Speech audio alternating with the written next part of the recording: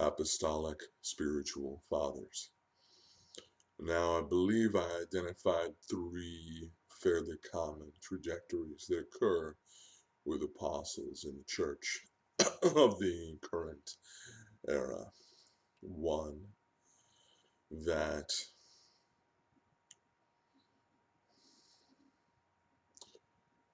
their gifts will be feared and they will be suppressed. That person will not achieve spiritual fatherhood. They will not be someone people listen to. They will not be perceived as having gifts that give them things to contribute.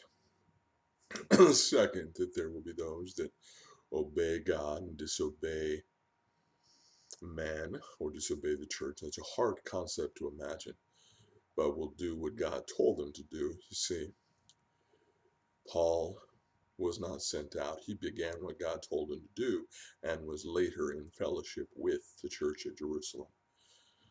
They acknowledged what he was doing. It appears that there is a necessary boldness unless you have churches that truly understand and embrace apostolic ministry. That outlaw apostle I'm describing, who's obeying God but controversial to the church, um, has great potential to be a father and a mentor to a very select group of young outlaw apostles. But it would be limited. Those people will be saying, I know that my reach will be within this demographic, within whatever this area of ministry is being. Now, finally, it's my belief that in the most ideal situation, churches perceive themselves as centers of equipping, not just places where preaching and worship happens. To my mind, it is a tragedy that if you wish to be a leader of a local church, you've got to leave for 4 to 6 years and come back with some externally developed degree that gives you authority on paper, but has not taught you anything about how to operate within that culture. Because you won't come back to the place you grew up in, you come back to somewhere where they want you economically. So you end up breaking up cultures and not raising organic leaders from the places you come from. Rather, I believe the churches should be intentionally investing in all of their young people and young leaders and eventually spiritual fathers, so that those fathers are the people that are most involved with the equipping of the saints for the work of ministry, and that somebody could be able to gain and grow in any area of ministry, knowledge or wisdom uh, within the local church setting.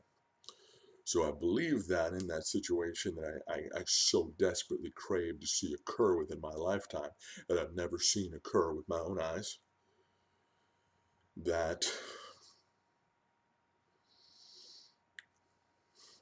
an apostle might grow and be equipped throughout their relationship in partnership with a church, a group of churches, as he follows God's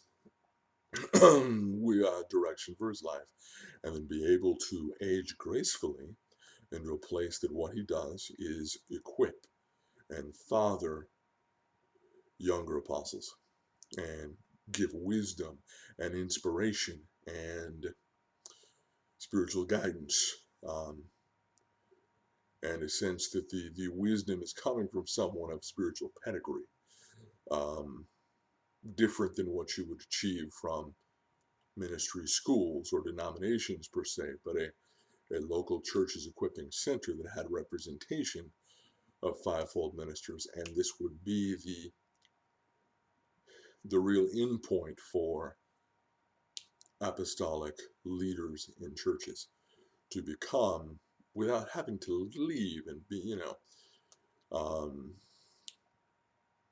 either externally validated or have to leave to accomplish anything, but to mature into places of clearly identified, revered, and honored positions of apostolic fatherhood. Now, finally, I want to talk about this legacy idea. I think that we leave echoes everywhere we are, but I think that were a church ever able to allow this process to occur from beginning to end, that church would have an, a resonance of apostolic burden that would continue long after this person's time on earth. That church, that ministry would have a blessing and an intensity and a normalcy about its apostolic ministries that would embed and imbue that group of God's people. Thank you. God bless you. Please like and subscribe.